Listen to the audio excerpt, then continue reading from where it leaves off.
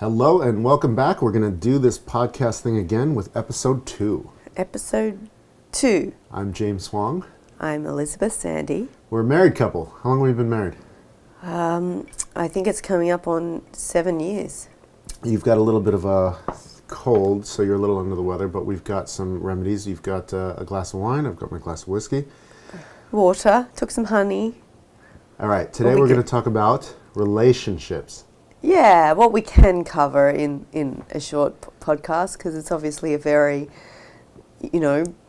interwoven topic that a lot of people have opinions on, and a lot of people have had experiences that, go down in history, shall we say. This was sort of prompted by a funny conversation I had with my niece's friend who's 27. 27 is such an interesting age.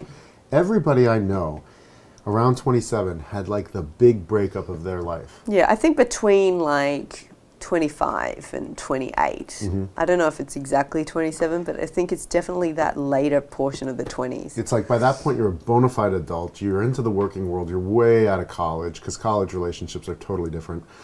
And it's kind of like that first pass where, like, unless you get married and have a bunch of babies, you date, and it seems to be like that first era in a lot of people's lives where everything just finally goes wrong and you're like, this isn't what I want. Well, I think because you're nearing like, your 30s, and it's pretty customary for you to enter your 30s with some idea as to what you want out of life, whether it be a husband or kids or a career change.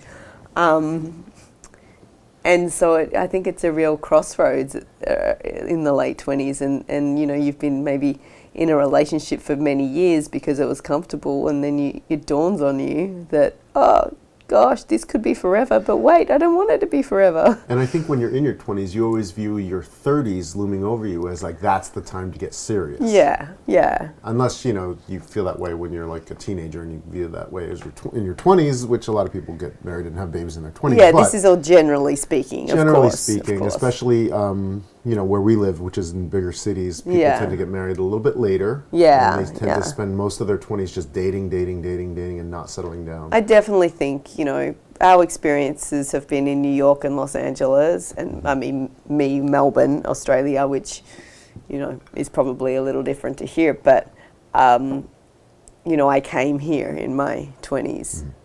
And, so I definitely experienced a lot of the dating culture here, which is, it's tough out there, as they say. And it's especially different now with younger people. Like I said, this girl was 27. We've been married a while now, so we've been long out of the loop.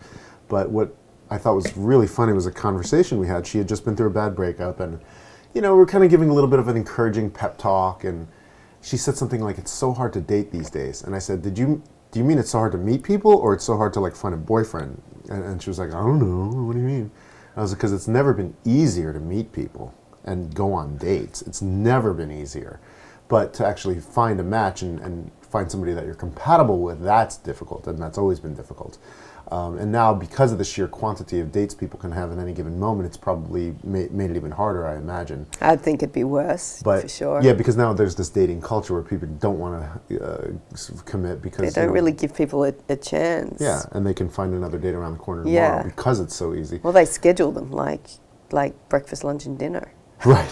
So she was like, we met on this app, and we're talking the apps thing, and, we sort of missed the boat on the apps especially.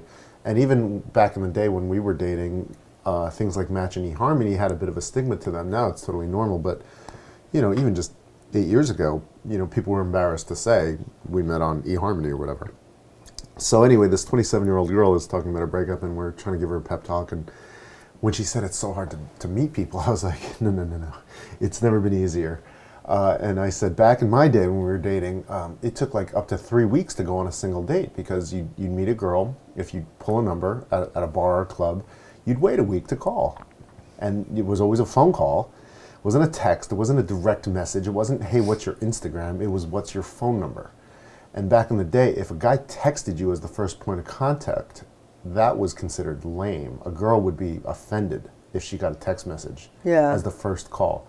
So as a guy, we had to go hype ourselves up and get ready to dial that number and then have 2 modes ready to go. One, she says hello, and you have to say, hey, what's up? It's James. I met you at the ba. And I'm totally relaxed and calm, and I'm not worried. And Meanwhile, nervous. you've got like a script on the table, right? Not on That the you're table. reading from. No, in my head, you'd have it ready to go. You'd have to sort of put on the chill persona, and immediately in your back pocket, as a fork in the road, you'd be like, okay, so here's if she answers, and if I get a voicemail, then I have to go into the really succinct, tight, 15-second voicemail. Hey, what's up? I just wanted to see what's going on. If you want to call me back, here's my number. It's so cool. But you had to be like ready to do each, and it was nerve-wracking, and it's something that I don't think any young person has ever done, having to face making that first phone call, where you're either going to get her on the phone and try to chat her up, or leave a voicemail that's solid enough that she would call you back. So that's 1 week down the bag, and then if she takes a couple days to call you back, then it's just like, hey, when are you free? The girl almost always seemed to be like, oh, I'm not free this week, I'm so busy. And she would play aloof and then be like, maybe next week, let's touch base then. Then you'd wait then, and then you'd touch base, and maybe you'd set the date for Thursday or Friday, which was another 5-6 days away. So every date that I ever had took like 2 to 3 weeks to plan. And she was just like, what? Really? Didn't Wow. she say something like, what did you meet on Match or something She to us? was like 3 weeks from, I was like, yeah, because you can have a date tonight if you want, just by going on your app and swiping. And I was like, it took like 2 to 3 weeks to get a date. And she said, wait, what do you mean, like on Match? She couldn't comprehend dating without some sort of like software. Yeah, but Match is kind of one of the older dating sites that's sort of seen that way, I'm She sure. thought Match required 3 weeks to connect. And I was like, no. This is just in life. I think meeting because somebody. doesn't Match and eHarmony, don't they require like surveys and like, whereas Tinder, you just put your profile up and you're ready to go. Right. And I know people that have met on apps like Tinder, and they've Yeah. made loving relationships. And I know a lot of people that have met on eHarmony and Match and I mean, it's just It the worked way out. it is, I think in this day and age that everything's so readily available. If it's not going to be a dating app, it's going to be Facebook, or it's going to be, there's just a way to connect so much more easily. But when it comes down to the nitty-gritty, 2 people colliding in an organic, natural, human way, why is it so awkward and tedious and difficult? And some people become shut-ins and they're like, I just give up, I don't want to date, and they just like stay home with their bowl of popcorn and movies. And other people are constantly trying to like make the effort and go out, and whether you're just you're on 3 or 5 different apps, or you're actually making a go of it and going to bars and clubs with your friends. I mean, I think it's all dependent on what stage of life that you might be at. I mean, I can definitely say that there were times after a breakup where I didn't want to go out. I didn't want to see. I didn't even want to go there. I didn't want to have males around me at all. I think it's all relative to how you're feeling. Some people want to just get back on the horse straight away and just meet people and socialize and not take that time to kind of wallow, and other people wallow. I mean, it's just how you handle things. I certainly have been through my fair share of wallowing. And there's also a breakups. whole other thing that I've noticed with this, I guess they call it pickup artist culture. And there's books like The Game that talk about that, and like coaches that teach people how to pick up women. And it seems to me like the people that do well from these and are attracted to these are introverts, or maybe that's not the right word, not an introvert, but maybe just shyer people who aren't good at approaching and speaking up and just chatting people up. I mean, I think some people do need like a map.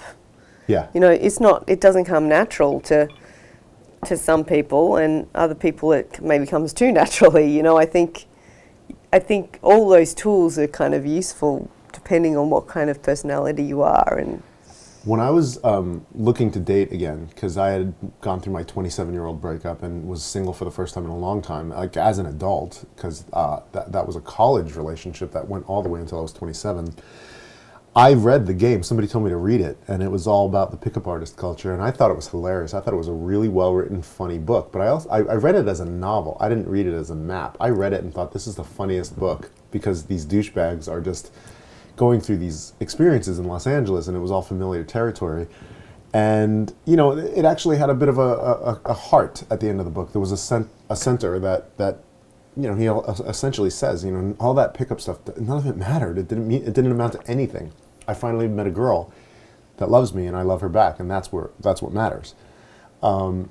So I read the book and was just like, I'm not going to do any of that because it just didn't speak to me on that level. I never really had a problem. Well, sometimes I did. I didn't, but I didn't feel like I had a problem approaching a woman at a club or a bar and just being like, hey, what's your name? I'm James. Just relax. I'm not going to be creepy. I'm not going to hit on you. And even if I am hitting on you, I'm not going to be creepy or weird about it. Like, just two normal people having a conversation. Like, you do that all the time in high school and college. How come after college people get awkward about it? Well, people can be pretty mean, men and women. Like, I think that a lot of women automatically have their guard up when a guy approaches them. Do you ever think a pickup artist type ever approached you and tried to run some game that was really canned? Not to my knowledge. Possibly, and I wasn't aware. I pretty much take people for what they say they are until they prove otherwise, so it's possible. But no, I'm not. I think I can read people pretty well, so I think I could, tell when someone was being a bit canned or insincere. But I'm sure it works for some people, and I also am sure that that it kind of is. Sorry, you're telling me to. Am I speaking too loud? It's okay. With this husky voice of mine. Yeah, I think that. I think it's just about. At the end of the day, this 27-year-old breakup, let's just call it that, but it's somewhere in the late 20s. It tends to be pretty common amongst most people. I think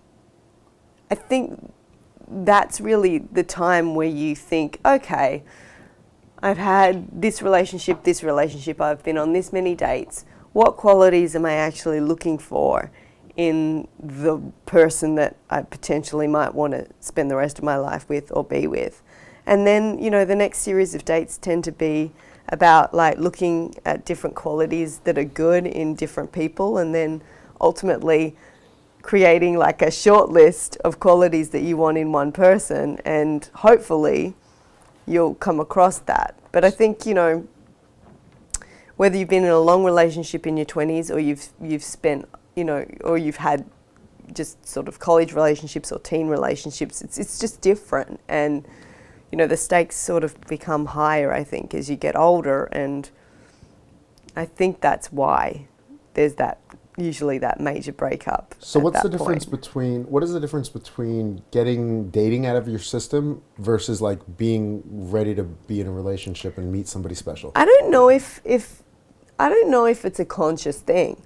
And I think that dating is just what I said. It's about meeting people and recognizing what qualities you might potentially want in someone that you spend the rest of your life with. So it's kind of like, for me, it's like seeing the good qualities in everyone and also recognizing what you absolutely don't want in someone. You have an amazing ability to stay positive despite having had bad relationships, bad dates. A lot of people get very jaded. You have never really been jaded. It seems like, you might have like been over it and been like, I'm going to take a break, but you've never let it sully your overall optimism. I've certainly had my heartbreaks and certainly had my, wondering if I'm ever going to like find someone right. But maybe this is just me trying to stay positive and speak, manifest positivity or something for people in general. But I do believe that dating is a really good way to see qualities that you want and see qualities that you do not want. And I think that I just don't think that someone says, okay, I'm ready to settle down. I just feel like it's got to be more organic than that. So you were raised well. We talked about that last time. You have a very solid upbringing. You have a very solid sense of character and self. Did you go through dating and feel like a different person after each relationship, or did you feel like each passing relationship just wasn't up to par with what you wanted for a long-term thing? Because I know my answer, which I think is going to be the opposite of yours, so I want to hear yours. Well, I mean, I didn't really. I kind of had long relationship after long relationship. And did you feel like each passing one changed you, or do you think you matured from each one, or do you think... Oh, definitely. I mean, my first relationship was from like 16 to 20. I mean, that's a long time. And then I had a few years off where I was just seeing people. But really, I was very focused on my school, and I didn't really have time, to be perfectly honest. And then the next major relationship lasted, around the same amount of years. Yeah, maybe even longer. Right. So it was 3-4 years. And then there were people that I definitely met after those long relationships. There were people I definitely met that I could see having a relationship with, but for whatever reason they didn't see the same thing with me, and that's the thing. It's a two-way street. It's not. There were definitely people that I met that I pictured being with, but it just, the stars weren't aligned in that regard. So I think it's also a timing thing. Absolutely timing. And I think that, there's no way you can't learn from each relationship, even each date. Like, there's so much to be learned. Every adult will go through a bad period in their life for whatever reason. Either they're not happy with their family, or they're not happy with their jobs, or they're not happy with their money situation or career. They're just not fulfilled in some way, and it might affect their personality for that point in time. I know I have probably dated women that don't have the greatest things to say about me. Yeah. Because at the time I probably wasn't,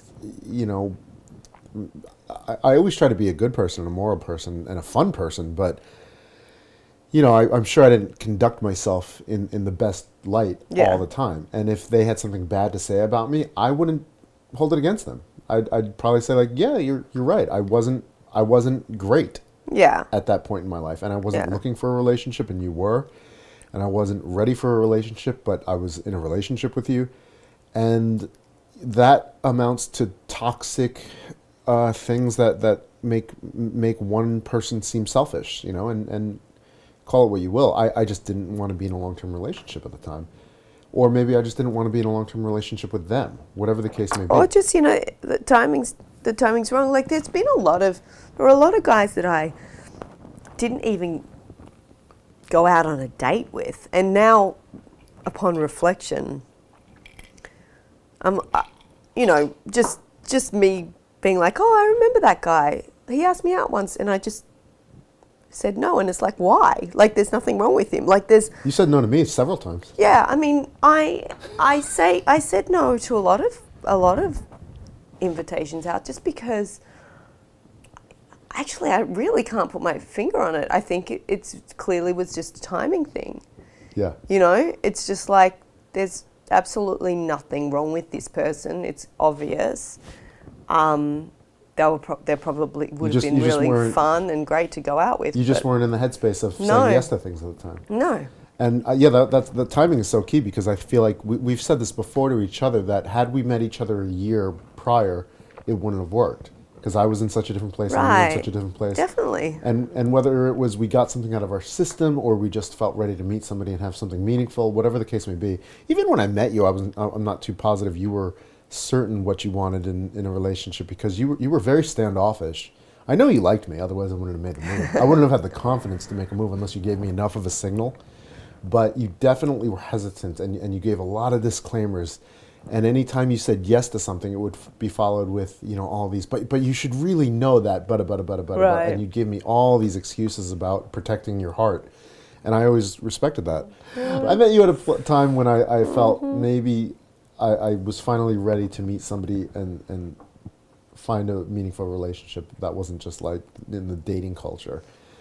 And that to me was really key, and luckily so are you. But I mean, there are people that were so frustrated with me because they were ready to have a relationship, and I wasn't. And I mean, I think women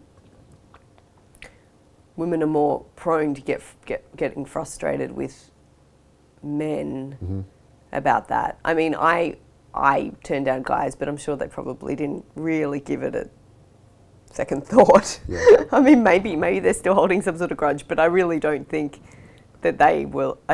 I think guys are more willing to be like, okay, next kind of thing. I'm also guilty of the opposite of like being the aloof guy. I'm also guilty of meeting a girl and being like, oh my God, she's the one immediately. And I'm like, I barely know this girl. But you romanticize the idea of like, oh, she seems nice enough. I don't really know her. And she's super pretty. So she's the one. And a lot of my buddies do this. I did this. And they're just like, whoa, slow down, cowboy. Sensibly, they're like, I barely know you. I haven't even been on a date with you.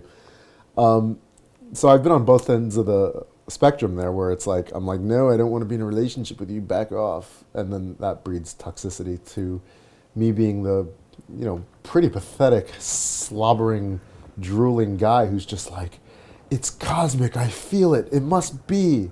We have to go out, we're meant to be together. And they're just like, no, dude. Exactly. One thing that I think is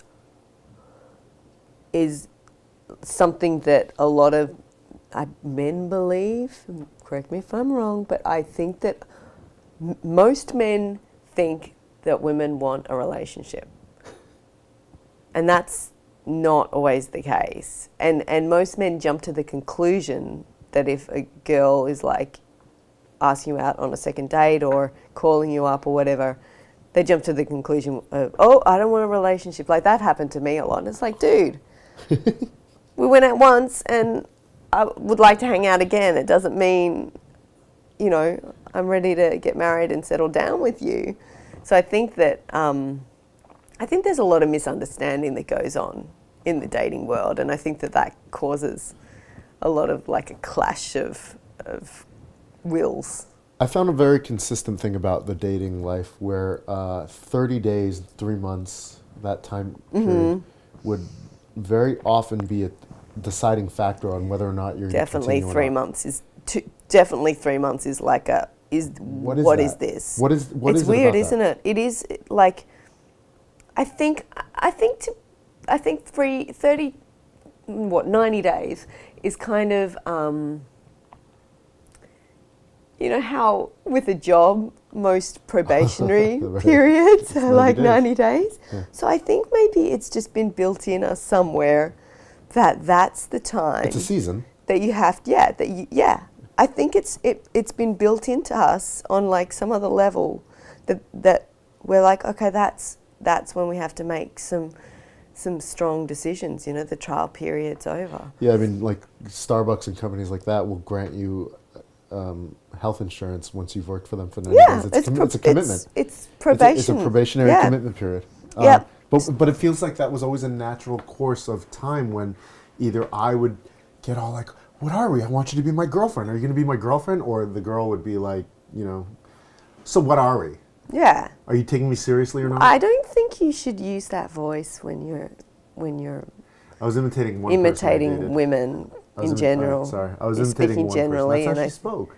But you've done that a couple of times. You do that right now. You do the oafish guy voice. Have I? Yeah, you do. Well, not in this talk, but you do that all the time. You're like, Well, all right, we're both guilty, but yes, just watch your nagging voice. All right, let's wrap it up with some fun, quick anecdotes and stories. I'll start, and then you match me. A girl I dated who was about 10 years younger than me, she told me that her desert island movie, like the movie You Can't Live Without, that you'd have to have with you on a desert island, was Legally Blonde. Okay. And this girl said that she wanted to be a serious actor. And she wasn't funny, and she wasn't bubbly, and she wasn't sprightly. So she wasn't Reese Witherspoon. She wasn't Reese Witherspoon. And not only did that take me by surprise, but I just couldn't take her seriously after that moment. Aww. Because what serious wannabe actor? Well, she will find someone that is what's the little dog's name? I don't know. Boozer, I think. Boozer to her Legally Blonde girl. Well, that to me was like a generational gap that just like screamed in my face, like this is not gonna Yeah, work. and that's an indicator that that's not going to work. I liked her enough that I tried to make a go at it, but I found out I realized later that the reason I kept trying to make it work was because she was impossible to please. Every single thing I did, she would like roll her eyes and go, and like just totally impossible, like just really snobby and impossible to please. And it played mind games on me, and I was like, oh, she didn't like that. I need to make her like something that I do. And I wasted a lot of time trying to impress her, and it was pointless. That's one thing that comes to mind with like, well, I just should have known better. Yeah. Go. Oh gosh, you know, I mean, let's see. You know, I don't really have any hugely bad stories. There's definitely been guys that I'm like, one date, that's it, not going to see them again. But there's been there's been really awkward dates that I've had where, you know, on the phone we've been we're great at our banter, and text we've been great at our banter, but then meeting face to face, it was just like pulling teeth trying to get a conversation started. Right. I've had a few of those actually. It's like, oh, how do I get out of this? I did once do the move where I had my friend call. I said, okay, if I text you, you had code word, yeah, can you either turn up and just join us, and we'll just all hang out, or get me out of it. That's like a Mayday button. Yeah, I did. I have used that, and that was more because I don't really know why I said yes to the date with the guy, because I knew I wasn't interested.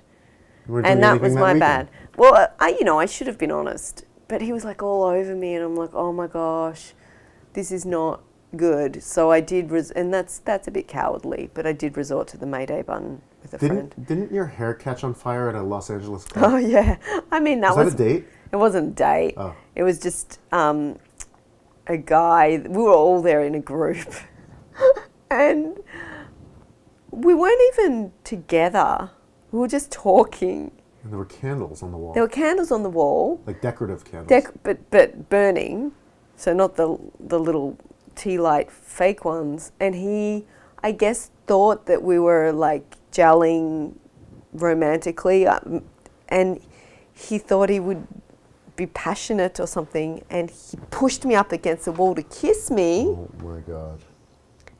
And the whole thing was covered in candles. And the bartender came over with like a towel and put my head out. Did you lose a lot of hair?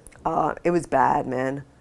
I just remember going home crying as clumps of hair were coming out. Did you have to get a haircut the next day? I went and got a haircut.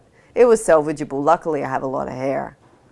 But man, that was really bad. He tried to passionately kiss you by shoving you up Yeah, against the wall? like they do in the movies, but it just did not work. How did he react after the whole... He was horrified, and I don't think he ever talked to me again. Did you cry on the spot? No. I laughed it off, what can you do? And then you cried on your cab ride home? No, I cried in the shower when I realised how much hair was coming out. Oh my God, that's horrifying. But, it was just a dumb move on his part. He wasn't trying to hurt me. Right. What have we even really talked about here? We've just been talking about how dating can shape you, and how, in your late 20s, it seems to be that's a pivotal moment in kind of either a relationship ends or one begins that's important, or... I know how to wrap this up. I'll wrap it up with our pivotal moment, as you mentioned. You and I were hanging out for like a month, and we were working on some video stuff. I was like constantly volunteering to help you. You were. Edit. And now you don't want to help me at all. I'm like, can you Photoshop my photos? No. It's a drag. Whereas when we were first dating, I was volunteering my free services for everything. Cutting my reel, cutting my short film. Yep. Taking pictures. Yeah, I got to see. Now I am lucky to get blooming I don't know. I was looking to sit shoulder to shoulder with you. As many chances pimple as I got. removed on my headshot. So when we finally had our first real kiss, it was like I was editing a film of yours that you made, and you like lost your editor, so like it was just sitting in the closet, and then you were like, oh, you're an editor, you know. And I volunteered to cut it for you, and then after a couple of days of that, I was like, I think we just need one more day to finish this thing out, and then you showed up with a bottle of wine. And now I've seen how quick you are at editing. You didn't need one more day. That's actually You do like true. major commercial jobs now, and it takes you 3 hours. This was like a 5-minute short film.